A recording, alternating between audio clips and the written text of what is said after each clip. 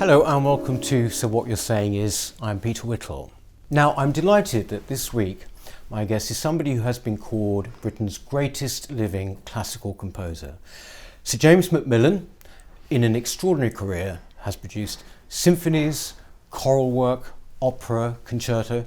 This year, his Fifth Symphony was premiered at the Edinburgh Festival.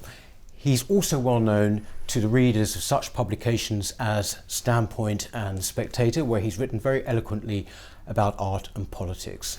Welcome, thank you very much, James, for coming.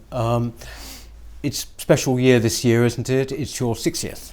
That's right. And this has been marked in the musical world, hasn't it? It has. It feels a bit like being the Queen, actually. Every day seems to be a birthday. Yeah. And the Edinburgh Festival, as you've indicated, put a big focus on me this year, and there's been various things like that at home and abroad. So I've been very busy and travelling and writing a lot too. And you've also produced a book, haven't you? Yes, to mark my 60th birthday, I've written a very short collection of reflections. I use things that have happened in my life as a starting point and then begin to reflect on issues that arise from them, mainly about music, but not only religion, some politics. I'm a little careful about that sometimes, and wider artistic aesthetics and so on. Yes, I mean, we first met actually about 10 years ago, and we did a conversation for a book that we produced here at the NCF. And I remember in that, one of the reasons I wanted to speak to you is in that, without going immediately into politics, I remember you saying something, you used to get frustrated that people automatically made assumptions about what you were politically because you were in the art world, because you were a composer.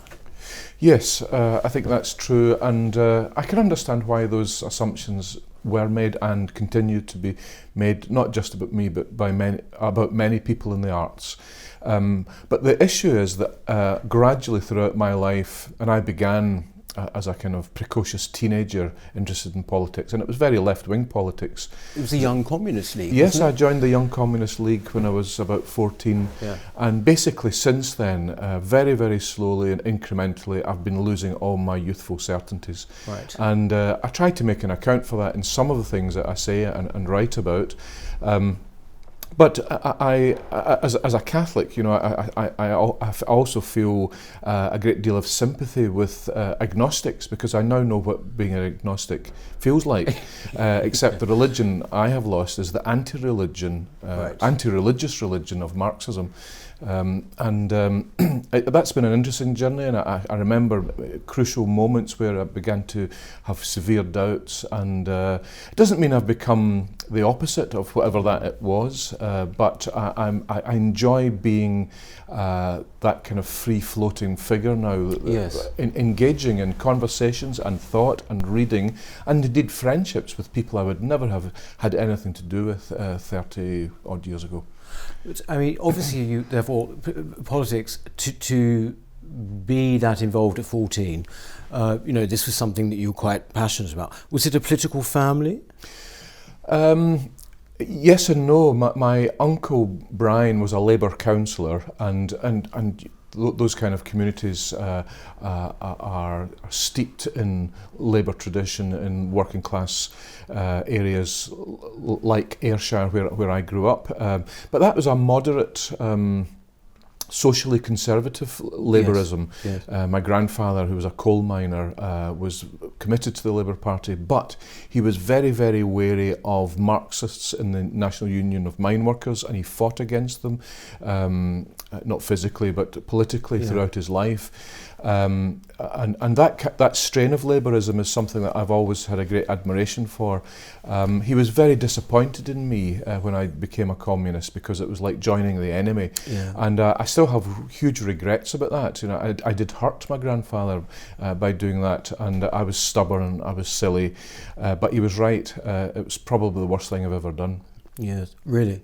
Yeah. I mean, that's it's still a living regret you have. It is. I still wake up in a lather of self-recrimination from time to time, wondering whether, even just as a teenager, and it's not very important, I suppose, in retrospect, but just in the thought and the just wondering whether I may have given succor to one of the most evil ideologies that has ever been in this world.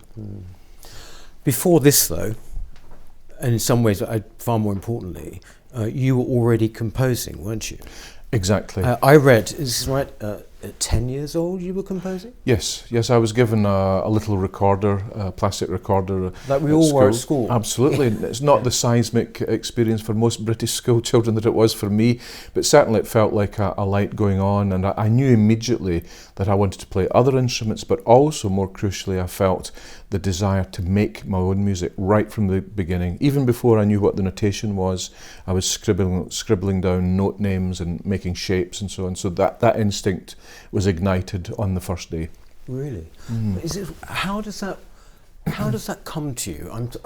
What is it, it feels mysterious to me. How can you know at 10? It's something that has to come out, whether you like it or not. Is that? Yes, that's the way it was then, and the way it's been ever since.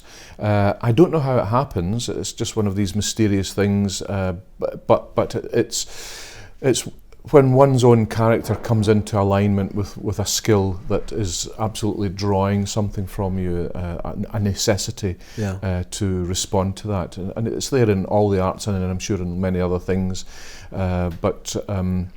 That little moment when Miss Gray, she's still alive, gave me my first recorder, was the light going on for me that has had huge implications for what I've done in the decades since. I mean, in some ways, I think you're rather blessed, actually. I mean, because most people, a lot of people go through life and they don't quite know, they have a feeling for something, maybe this, but to actually know, Yes, although I didn't know what it would mean at that stage and what the implications of what a life in composing would be. But my mum was very interested in music, and indeed my grandfather that I've mentioned. He was a coal miner, but he lived for music. He loved music. He played a euphonium, as many of these miners did, and all over areas like that in the UK. And so when I came along, he was delighted, and they began talking to me about composers, and I found out about other composers, dead composers, the great composers, because my mum had played piano when she was younger, and I kept on finding her old piano music, sonatas by Beethoven and little pieces of Chopin and so on. And so there was music in the house. My grandfather started giving me stuff that he had played and sang. He'd sang in the local Catholic church choir and so on. So gradually I began to realise there's all this music. And crucially, I realised there were still composers alive, and some of them, great composers, just a few 100 miles down the road from where I lived, Benjamin Britten. And so I get very interested in the idea that it was not necessarily only a museum culture, a dead art, as it were, but there were people doing the same things. This was the 1970s. That they were doing 200, 300 years before that, and that was very, very exciting and indeed an encouragement for me. But you see, you were quite specific about wanting to compose. It wasn't just you wanted to be a musician. Yes, that's right. There was a bit of both. I've always enjoyed performing, and nowadays when I perform, it's as a conductor. But I played the trumpet and the cornet. My grandfather got me into the local brass band very early on. That was my training. Did you sort of you went to music school, did you, after that? I decided to study at university. Right. There are different ways of learning the craft and the skills of composition. In my day, in the 1970s, because the university courses were a little bit more academic and there was a kind of background of historiography and musicology, that's where I wanted to go. I wanted to learn about the depth of the culture. The conservatoire route was slightly different, although they've kind of converged in more recent years. But I went to Edinburgh University. My teacher there was Kenneth Layton, who is well known. He's dead now, but he was well known amongst church musicians. And his music was quite like Benjamin Britten's in some way. And then John Caskin at Durham University later. Yes. I remember, when I was at school, we were played Britain's Young Person's Guide to the Orchestra, which is a wonderful way, accessible way for kids to get into classical music. One particular area that you have written for, obviously, is the church and sacred music, liturgical music. That is something which I would have thought is quite unusual now, is it? Well, you would think that, but the thing is, in modernity, in modern music, let's talk about the 20th century before the 21st, if you look at who the major figures were and are, many of them were profoundly religious men and women, not just spiritual in the vaguest sense, but Stravinsky, for example, was a believer. He fell in love with the Latin church when he came to the West, although his orthodoxy was still with him all through his life. He set the Psalms, of course, he set the Mass, and he was as revolutionary in his music making as he was conservative in his theology.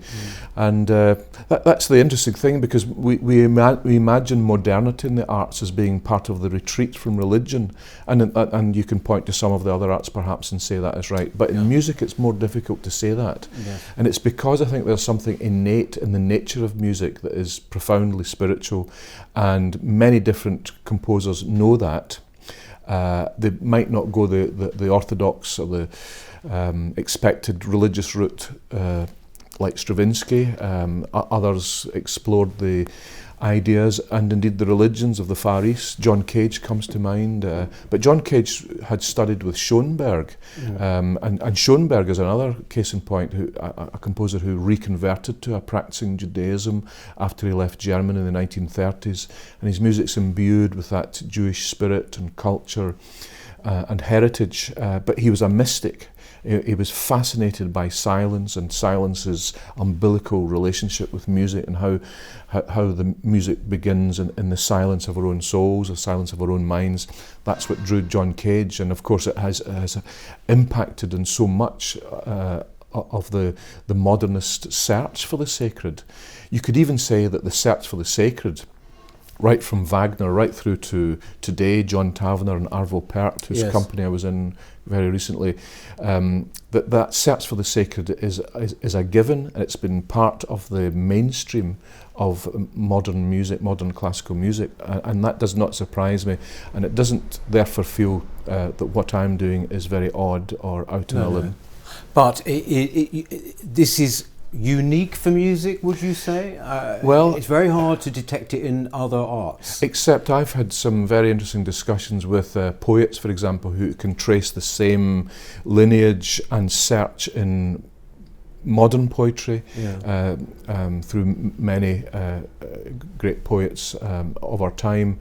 But it's very acute in music, and it's perhaps something to do with that music is this mysterious thing. It communicates its power, its strength, its meaning in things, in sounds beyond words and beyond images, and that is the mysterious and strange thing about it. What is this thing that's affecting my emotions and depth of soul so much, but it's not necessarily in words, and it's not necessarily what I can see. You can't see music, you can't touch music, you can't taste it, but it's there as a reality, but it's a very different kind of reality from the thingness of our lives. There's something about transcendence, isn't it? I mean, it's transcendent. I think music. I think so, and I've come across many music lovers, and they don't necessarily share my worldview, and certainly not my religion, but they recognise that transcendent quality, and they in their atheism sometimes and in their agnosticism will speak about music as a spiritual art form, and they obviously mean something by that. You have written quite a lot about your relationship with, if you like, the broader artistic establishment. How would you characterise that now? Well, the first thing to say is that in music. I think I've hinted at it already.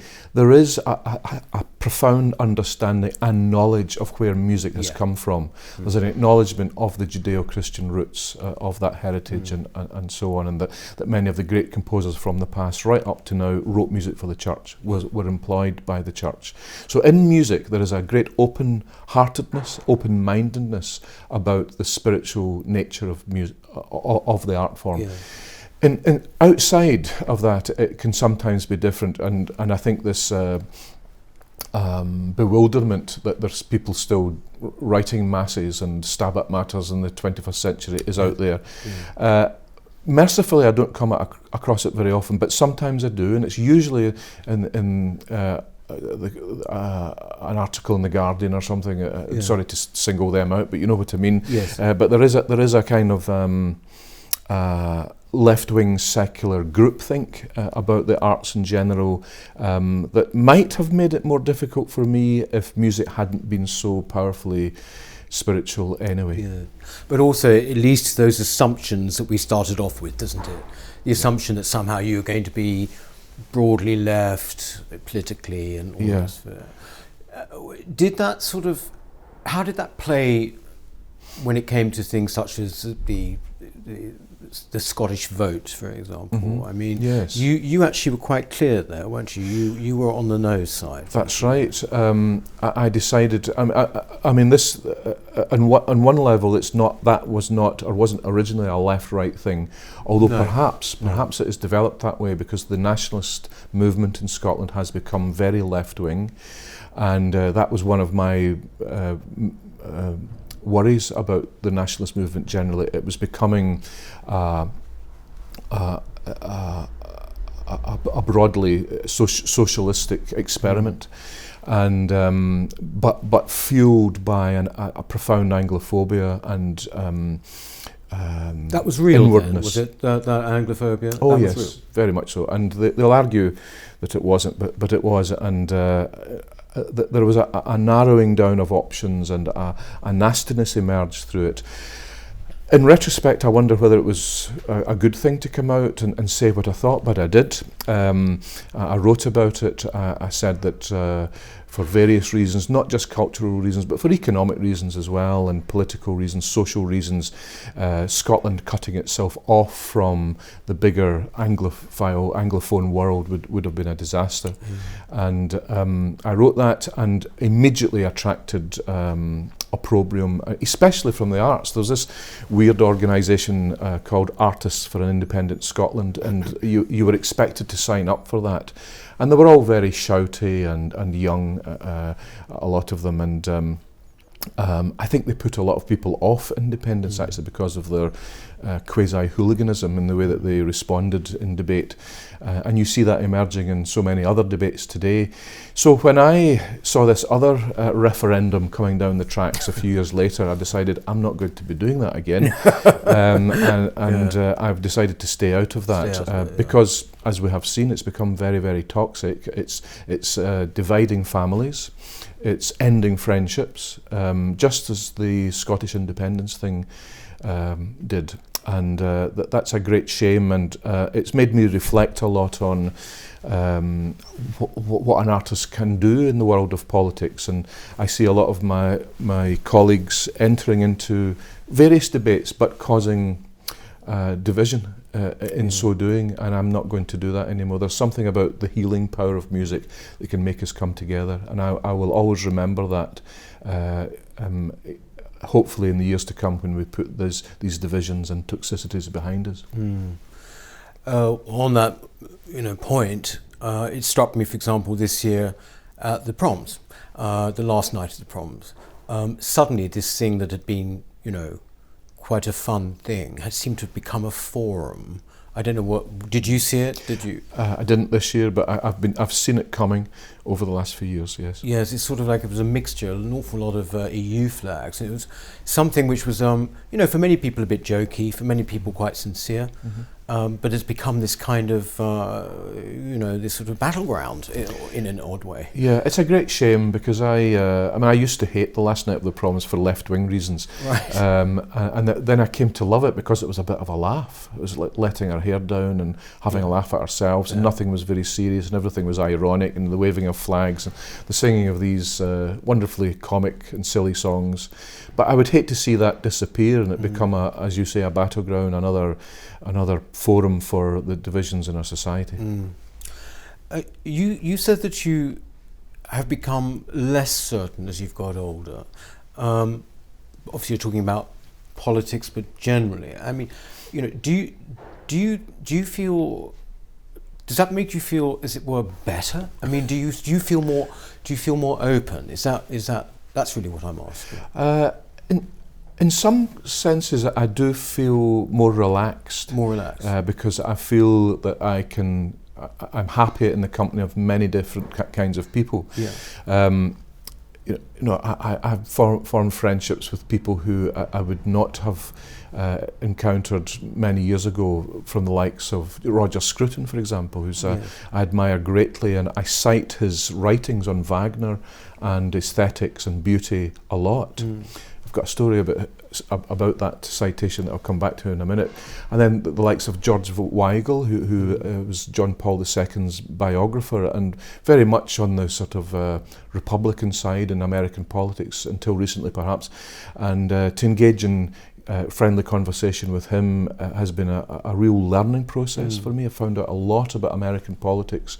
And then someone like Alexander Stoddart, the great sculptor up in Scotland, very much associated with social conservatism, perhaps, and I've enjoyed their company a lot. But I don't think I would ever want to lose the friendships I've made with genuinely left-wing people that are as open as I am to dialogue. Now, whether it's more difficult to find that openness on the left is a matter of debate. But as I say, I remember quoting Roger Scruton in it wasn't just a pre-concert talk; it was an on-stage talk at the South Bank Centre a few years ago, and then there was a review in The Guardian, of course, where else, which mentioned me quoting Scruton as perilous. Really? Perilous for who? Well, exactly. Who did he mean? Yeah. Perilous for the people who are hearing these dreadful opinions, or was it perilous for me? Yes. Was this a threat? Yeah. Was this a sign that I had stepped out of the fold? That's the feeling I got, and that was another danger moment. I realised this is going to get more and more difficult for many of us in the years ahead, and I think that has been proved to be the case. You have said, I think, James, that because your Catholicism is central to your life, that tends to put you immediately, as it were, against the grain of opinion. Would you say that's right? Yes, and there's been a long history of that, of course, in this country.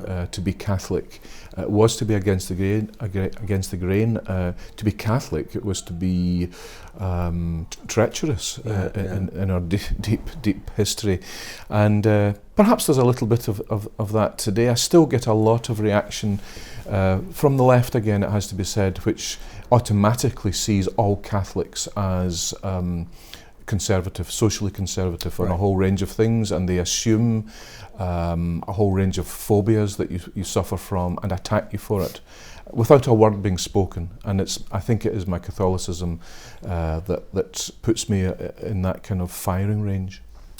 Can I ask you, I mean, this is a question probably you'll ask quite a lot. I remember at school, with my recorder, we had an orchestra and we were taken to the festival hall to see things. Is it more of an uphill task now with our educational system now to get younger people interested in classical music than maybe it was when we were young? We're roughly the same age. Yes, I think that's probably the case, and it's because music is not seen as one of the basics. And perhaps there is blame on right and left on this, that music is being edged out of the curriculum. And it's causing a real disastrous disintegration in state schools especially. Yeah. It's getting to the stage that the only people that are being in a position to learn music and to make encounters with classical music, and indeed a whole range of very, very different kinds of musics, are kids that have been to private schools. Yes. And Yes. that's a great slight on our meritocracy, Yes.